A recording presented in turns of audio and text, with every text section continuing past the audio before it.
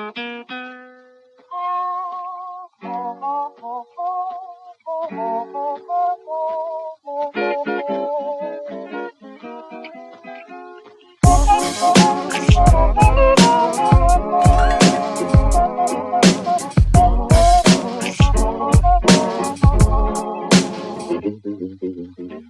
me so much trouble, it's not my fault. All this, I also lose my friends, I lost my baby. That is looking crack, only today want to change. He wanted us, so they couldn't try more like to feel.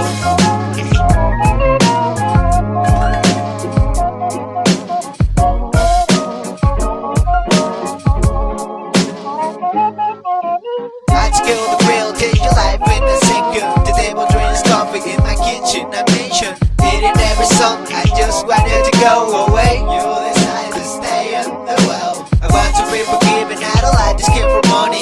Sorry I was scared, you're not the way it feels. Like to sleep waiting for someone to come in and kill you.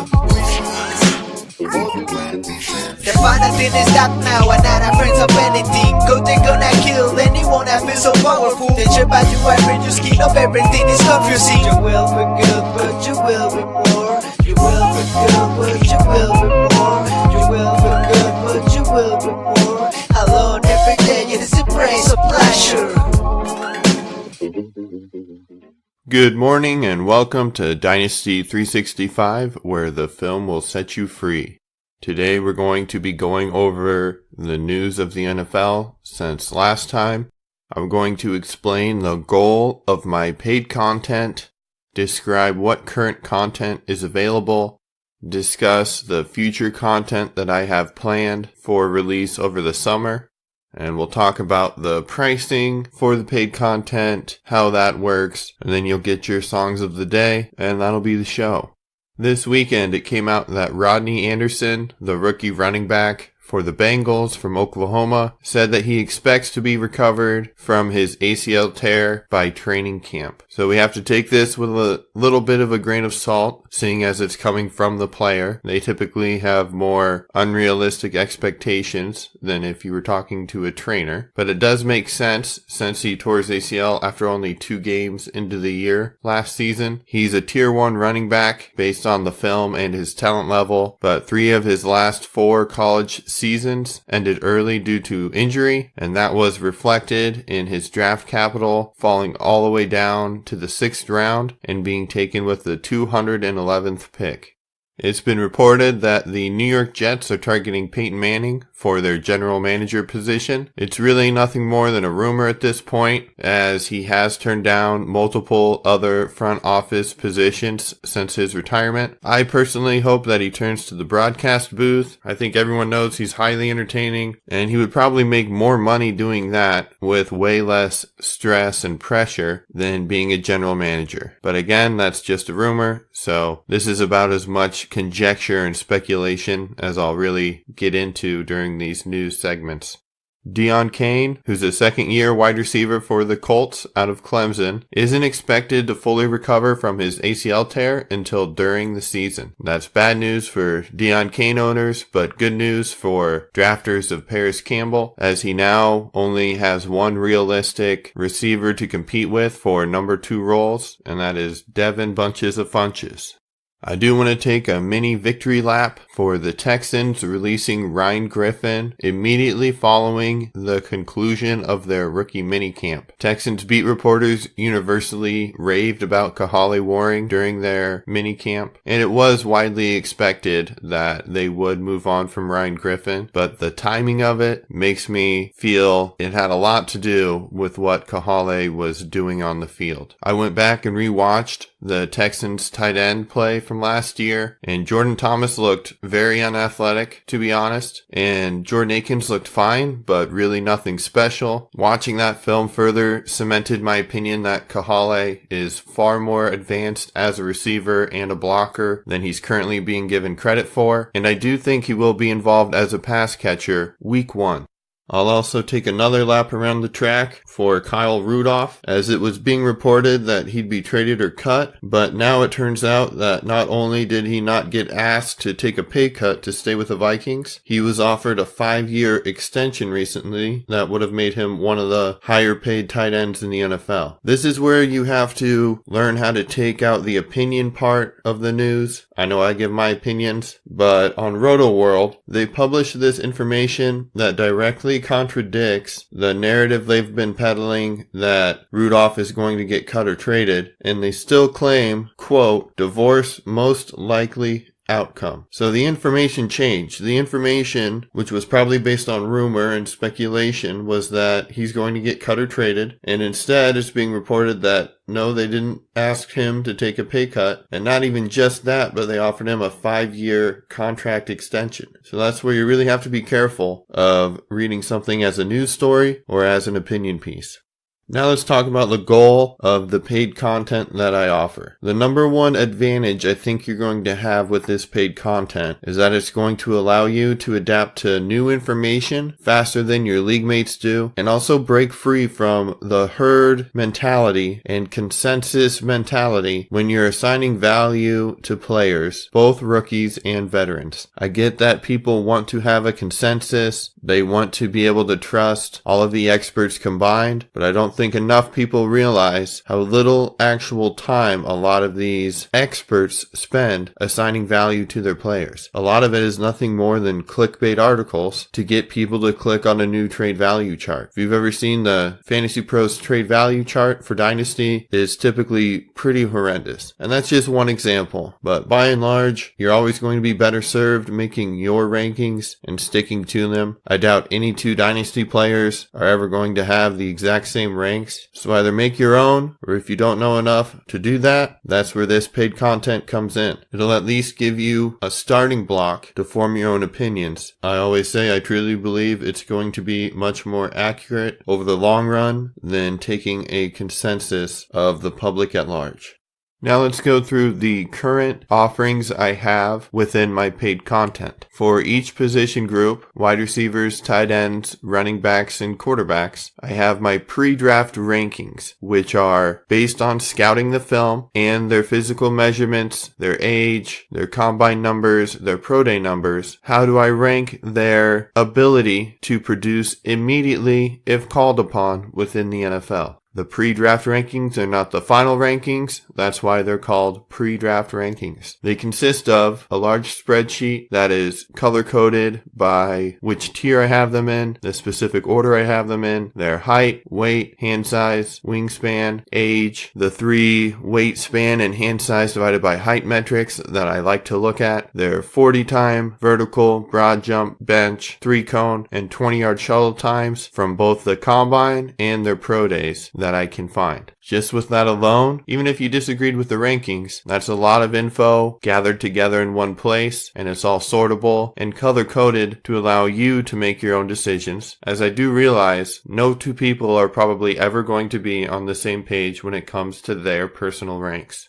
For almost every single player, sometimes if I really don't like what I'm seeing on film, I won't even bother making the film notes. But for almost every single player, I have my film notes, which is literally the words that come out of my mouth while I'm scouting their film. I use a voice-to-text application to get my thoughts down on paper. I know they don't look pretty, and I don't care. These are notes, not a scouting report. These are designed for 2 things. 1, to show you what I look at when I'm scouting these players, and also allowing you to get a little bit more context on why I have these players ranked where I do on that pre-draft spreadsheet without having to wait for me to address it on the podcast. It simply takes more time to plan an episode and discuss it through audio than it does through text. And I understand that, and that's why these are available. As a side note, I do want to say that I do think many film watchers kind of get obsessed with knowing all of the technical terminologies and specific techniques on each play, and they start to be more in love with their overall knowledge of watching the film than trying to accurately watch the film. Some things I say are going to be sophomoric or not very intelligent sounding on the film notes, but I try not to analyze the player too in depth, but also not too surface level. I think there's a good balance of recognizing technical ability, athletic ability, but one of the things I care about most are how often do you win, what techniques do you use to win, and are those transferable to the NFL, and are you a player the coaches can trust? Everything else is kind of noise to help explain what this player is going to look like on film more than my actual evaluation. So those are the pre-NFL draft pieces of content for each player. So then the NFL draft happens, and all of these hundreds of hours of film watching and obsession are now modified with what 32 NFL front offices say about what they believe these players' maximum potential are. I firmly believe that's almost the only thing the NFL drafts for is future potential and upside. And as we're so recent with the NFL draft and recency bias is high and the appeal to authority bias is high, people need to remember that the NFL draft is wrong every single year. Those people are human as well. They have different biases and have to make emotional, quick decisions with a time clock pressuring them. So it's just a basic reminder that the NFL draft literally never gets the players correct in order. Does draft capital matter? Yes, it does. But this time of year, I see everyone pretend that the NFL front offices can never be wrong. They're almost always wrong. That's just the nature of drafting prospects, going from an amateur level to a professional level. But anyways, after the draft happens, I look at my ranking based on my average ranking, and then I look at the NFL draft's ranking compared to the average NFL draft ranking, and I look at the difference between those two numbers. Ideally, my ranking on a player and the NFL's ranking on a player match up. Those are the players that move to the top of my board because both me and the NFL agree that this is a good player. I value immediate production due to the opportunity cost of my roster spots more than future unrealized potential. So I kind of have 5 different scales. I have a 90% talent, 70% talent, 50% talent, 30% talent, and 10% talent rankings. And that's just saying the 90% talent, I use my film rankings for 90% of the score and the NFL draft capital for 10%, and so on and so forth. When I go to the other end of the spectrum, the 10% talent, that's using my film 10% and the NFL draft capital for 90% of their score. For anyone trying to use these tools for their personal ranks, I would recommend using the 70% talent threshold, as it's still what I believe on film is going to have the most immediate production, but it is modified with future potential, so it'll kind of weed out those players where I was too low on them or I was too high on them for the most part, but it's just one tool that I use to make my actual final rankings. So after I've modified my pre-draft immediate production potential rankings with the NFL draft or the long-term potential production rankings, I look at where would I take these players in a rookie draft. I rank each player on a scale of 1 to 10, with 1 being good, 10 being bad, of their opportunity score to start week 1. That helps me identify which of these players landed in good landing spots for immediate production or poor ones. Because of that opportunity cost of the roster spots, I'm looking to draft immediate starters pretty much in every round of the rookie draft. It's okay to wait on a player for sure, but if you wait 3 years for a player to pan out, you just missed out on 3 years of waiver ads at that one bench spot. So right now I've got my personal order complete for a Superflex PPR league and a Superflex PPR with tight end premium. And I also look at MFL ADP and look at social media sites to come up with a projected order for where these players are actually going in real rookie drafts. I take my rank of a player minus where they're going in drafts to come up with the best value score, which will help you identify which picks to trade down to and which players to target in your rookie drafts. drafts. Many new players are very hesitant to move up and down during the rookie draft, but using this, you can pretty much trust the ADP and move down to where you want to draft those players that I've identified as having the highest value for their draft price compared to where they're actually going in NFL drafts. This year, I'd have to say Kahale Warring is probably the number one value pick that I currently see. Maybe Mecole Hardman, because people still haven't adjusted, but this draft guide is still incomplete. I still need to add more different scoring formats and the listing of the best values, but you can see which players I believe are the best value at this moment in Superflex PPR and Superflex PPR Tight End Premium, which should give you a pretty good basis for other scoring formats.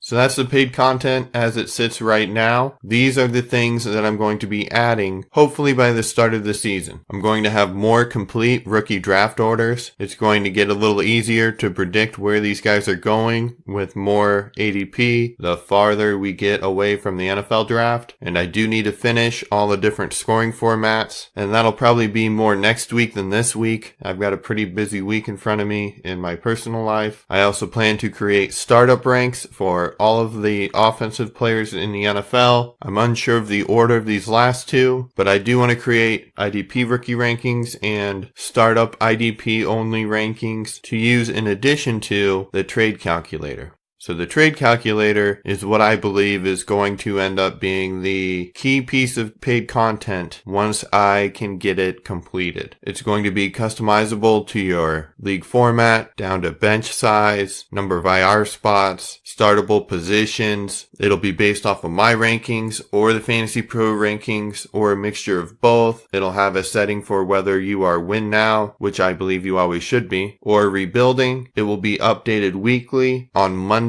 after I have watched all of the NFL games over Sunday night. So it will be updated probably before any other trade calculator in existence. Just as with all the other paid content, it's designed to allow you to adapt faster when new information comes in compared to your league mates.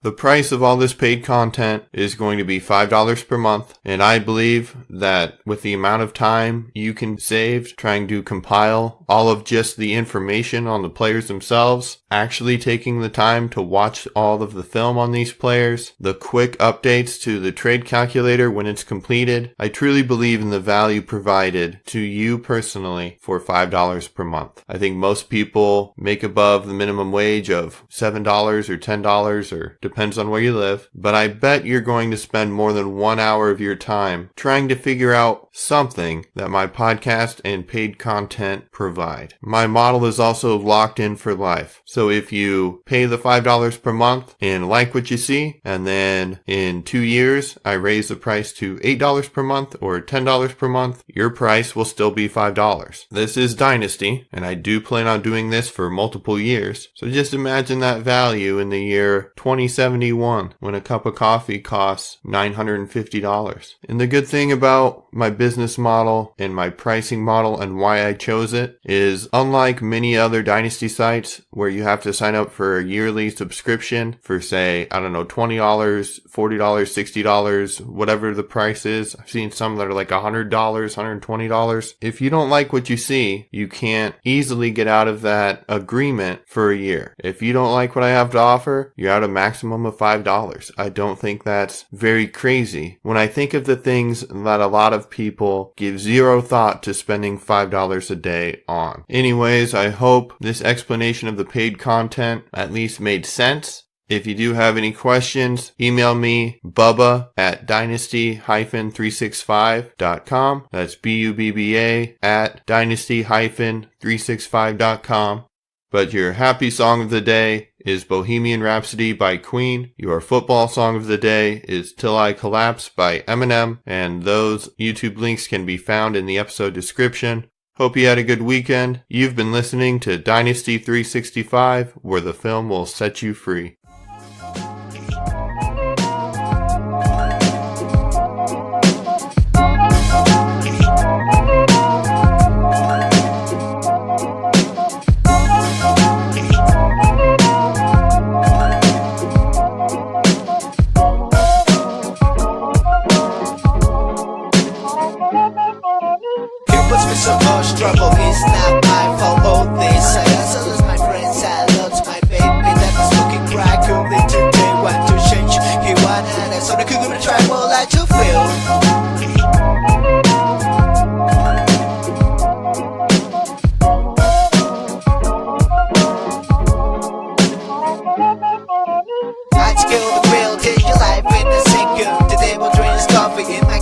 not mention it in every song. I just wanted to go away. You decide to stay on the well. I want to be forgiven, I don't like this kid for money. Sorry I was scared, you're not the way it feels. Like to sleep waiting for someone to come in and kill you.